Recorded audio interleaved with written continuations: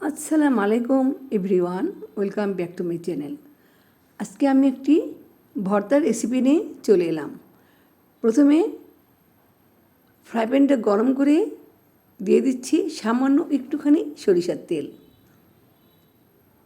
দিয়ে দিচ্ছি লাল সবুজ মরিচ, কয়েকটি রসুনের কোয়া, উল্টে পাল্টিয়ে ভেজে নেব।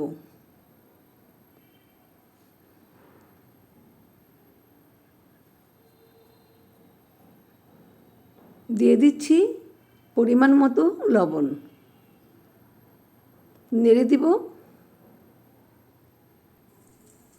এখন আমি দিয়ে দিচ্ছি ধনিয়া পাতা।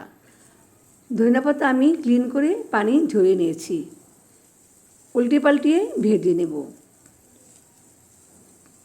আচ্ছা, ধনিয়া পাতা দিয়ে কিন্তু পানি ছেড়ে দেবে, এই পানিটা সম্পূর্ণ শুকিয়ে নিতে হবে।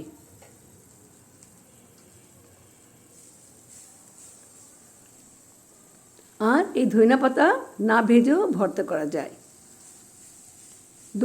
দুরকম টেস্ট। আমার কাছে সব রকমই ভালো লাগে, কারণ আমি ধনিয়া পাতার লাভার। এই তো ভাজা হয়েছে, এখন আমি তুলে পাটায় বেটে নেব। আপনারা কিন্তু পাটায় বেটে নেওয়ার চেষ্টা করবেন, কারণ পাটার ভর্তা করার টেস্টটাই আলাদা। ব্লেন্ডারে তেমন একটা ভালো লাগবে না। বেটে নেব। বাটা কষ্ট, কিন্তু খেতে খুবই মজা। এই তো বাটা হয়েছে, এখন আমি পাটা থেকে তুলে নেব।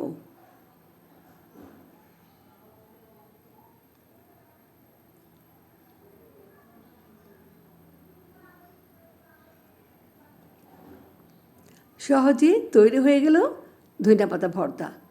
আশা করি রেসিপিটি ভালো লেগেছে। সবাই ভালো থাকবেন, সুস্থ থাকবেন, আমাদের জন্য দোয়া করবেন। আল্লাহ হাফেজ।